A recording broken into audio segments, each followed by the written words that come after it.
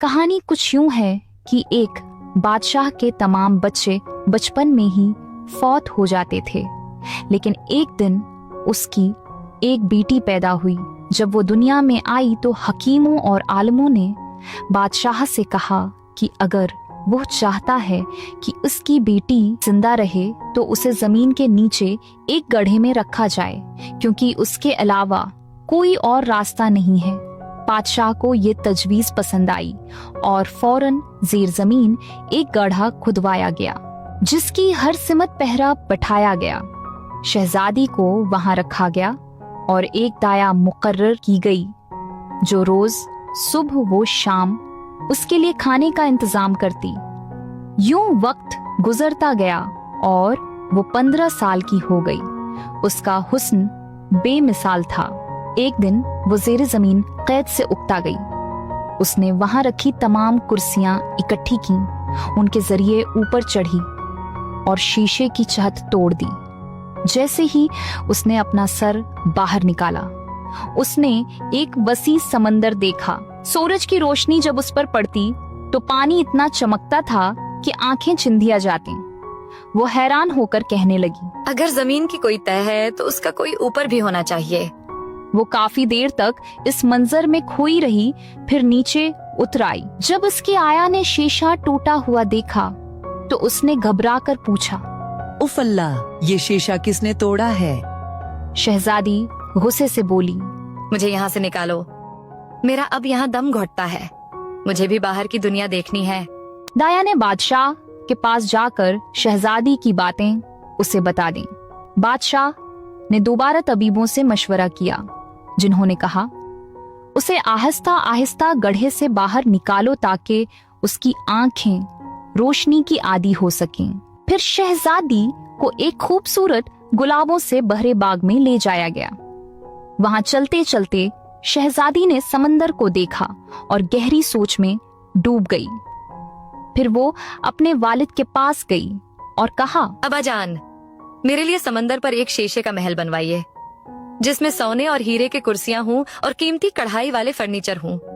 अगर आप ना बनवाएंगे तो मैं अपनी शक्ल आपको कभी ना दिखाऊंगी। बादशाह ने बेटी के दुख से मुतासिर होकर मुल्क के बेहतरीन शीशा साजों को बुलाया। एक पूरा साल गुजरा और महल तैयार हुआ, इतना हसीन और चमकदार कि देखने वाले हैरान रह गए। उसकी रोशनी से दुनिया जगमगा उठी। शहजादी ने अपनी कनीजों को साथ लिया और धूमधाम से शीशे के महल में दाखिल हुई। लोग दूर दूर से इस अजीब व गरीब महल को देखने आने लगे।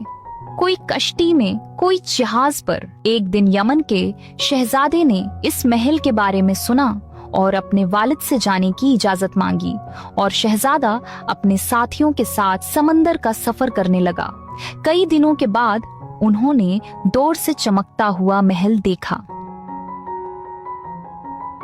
इधर शहजादी ने महल से झांका और जहाज को देखा। उसने शहजादे को देखा, जवान, रोशन चेहरे वाला, जैसे चौदहवें का चांद, और फौरन दिल दे बैठी।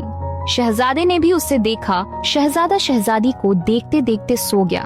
जब होश आया तो वो जा चुकी थी। उसके दीदार की तमन्ना में वो वापस लौट गया। शहजादी टूट चुकी थी। उसने रोना बंद ना किया। वो अपने वालिद के पास गई और कहा, अब्बाजान, मेरे लिए एक ऐसा जहाज बनवाएं जो खालिस हीरे का हो, जिसकी कीबन कीमती पत्थरों से आरास्ता हो, सुतून याकूत के हों। 2 साल बाद जहाज तैयार हो गया। शहजादी अपनी कनीजों और साथियों के साथ हीरे के शानदार। उस दिन शहजादी ने कैप्टन का रूप धारा। हर तरफ से आवाजें आ रही थीं, कैप्टन शहजादी। अब वो एक बावकार कैप्टन बन चुकी थी। शहजादी यमन पहुंची, जहां उसने रात के लिए अपना जहाज लंगर अंदाज किया। लोग दूर दूर से उस जहाज को देखने आए और जब यमन के बादशाह को पता चला कि एक गैर मामूली जहाज उनके साहिल पर आया है, तो उसने वहां जाने का फैसला किया। जब कैप्टन, जो दरअसल शहजादी थी, ने सुना कि बादशाह उसके हीरों से बने जहाज को देखने आ रहा है, तो उसने अपने तमाम अमले को जर्द रंग के लिबास पहनने का हुक्म दिया। जब बादशाह की कश्ती पहुंची तो अमले ने उसे इंतहाई इज्जत व एहतराम के साथ खुश आमदीद कहा और उसे कैप्टन के कमरे तक ले गए। वहां उसे काफी पेश की गई। बादशाह इस शानदार जहाज और मेहमान नवाजी पर हैरान रह गया। फिर वो खुशी के आलिम में अपने महल लौट गया। जब शहजादे को ये सब मालूम हुआ तो उसका तजस्सुस बढ़ा। वो एक कश्ती में सवार होकर जिहाज की तरफ रवाना हुआ। कैप्टन ने इस बार अमले को सबसे लिबास पहनने का हुक्म दिया। जैसे ही शहजादा पहुंचा, अमले ने इज्जत से उसका इस्तकबाल किया और उसे कैप्टन के कमरे में ले जाया गया। शहजादे ने कई सवालात किए, मगर कैप्टन ने अपनी असल शनाख्त जाहिर न की। शहजादा उस नौजवान कैप्टन के हुस्न और वकार से बेहद मुतासिर हुआ और उसकी नजरें उससे हट न सकें। शाम हुई तो दिल गिरफ्ता होकर शहजादा महल वापस लौट गया। बाद में कैप्टन ने मकामी अफसर की मदद से जहाज को मुनासिब तौर पर बंदरगाह पर लंगर अंदाज किया। शाही महल के करीब एक आली शान महल किराए पर लिया गया और शहजादी अपने साथियों के साथ वहां क़याम पजीर हो गई। अगली सुबह शहजादा उस जगह वापस आया जहां जहाज खड़ा था, मगर अब वो गायब हो चुका था। मायूसी में उसने जमीन पर सर मारा और जोर जोर से रोने लगा। फिर वो अपने लाला के पास दौड़ा, जिसने उसे सारा माजरा सुनाया। थोड़ा सा दिल को करार आया और वो अपने बागीचे वाले कमरे की बालकनी से बाहर देखने लगा। सामने वाले नए महल की बालकनी पर उसे एक लड़की नजर आई। वो दुनिया की सबसे हसीन लड़की थी, जिसके बाल दोनों जानिब से चंबीली की कलियों की तरह बटे हुए थे। शहजादा हैरत में डूब गया। ये तो मेरी शीशे के महल की शहजादी है। जब शहजादी ने देखा कि शहजादा उसे देख रहा है तो वो अंदर चली गई। शहजादा महल के गिर्द चक्कर लगाता रहा, दिल गिरफ्ता होकर कहता रहा, काश मैं उसे दोबारा देख सकूं। इस रात वो अकेला अपने कमरे में बैठा चुपचाप रोता रहा। अगली सुबह शहजादा बागीचे में गया, मगर वहां कोई न था। दिल में बेकरारी बढ़ती गई और आखिरकार वो अपनी माँ के पास गया। दिल की हालत बयान की और अपने इश्क का हाल सुनाया। एक कीमती हीरे जड़ी ज्योति माँ के हवाले की और कहा कि ये लड़की को दे।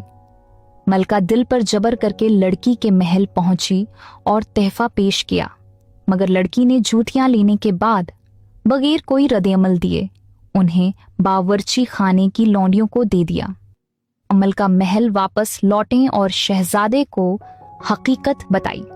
शहजादा टूट गया, रात भर आंसू बहाता रहा। सुबह फिर माँ के पास गया, इज्जा की कि कोई और तरीका आजमाया जाए। मलका को याद आया कि उसके पास खानदानी मोतियों का एक नायाब हार है। बेटे की खातिर दिल पर पत्थर रखकर वो हार लेकर एक बार फिर लड़की के महल पहुंची। लड़की ने हार तो खामोशी से ले लिया, लेकिन अगले लम्हे वो कीमती मोती पिंजरे में लटके एक तोते के आगे डाल दिए।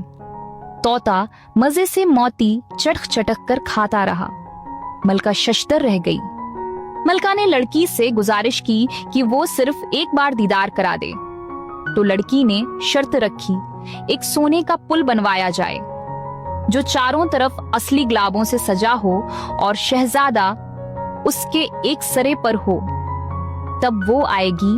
शहजादा फौरन तैयार हो गया। सोने का पल बना, गुलाब बिखेरे गए। शहजादी अपनी दुलकश सियाह मखमली लिबास में गुलाबों के बीच जैसे किसी और दुनिया से आई हो, पुल पर आहिस्ता आहिस्ता चलती हुई आई। मैं तुमसे सच्ची मोहब्बत करता हूँ, क्या तुम मेरी जिंदगी का हिस्सा बनोगी? शहजादी ने गहरी सांस ली। फिर वो बोली कि तुम्हारी मोहब्बत सच्ची है और तुमने ये साबित भी किया, लेकिन मैं ये फैसला अकेले नहीं कर सकती। अगले दिन शहजादा शहजादी के साथ इसके महल गया। और बादशाह के सामने अपने दिल की बात रखी। बादशाह ने अपनी बेटी की खुशी देखी और मुस्कुराते हुए कहा कि मैं अपनी बेटी की खुशी में खुश हूं। फिर एक शानदार शादी की तैयारी शुरू हुई। महल को सोने, चांदी और हजारों गुलाबों से सजाया गया। गाने, खुशबुओं से मातर फजा और मुल्क भर से आए मेहमानों ने इस मौके को नाकाबिले फरामोश बना दिया।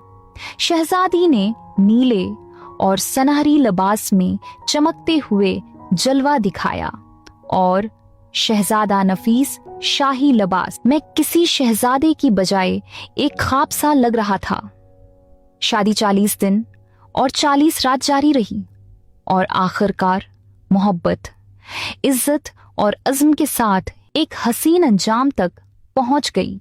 ये न सिर्फ दिलों का मिलाप था बल्कि खानदानों का, इज्जत का और वफादारी का भी बंधन था। यूं वो कहानी जो दर्द से शुरू हुई खुशियों की रोशनी में मुकम्मल हुई।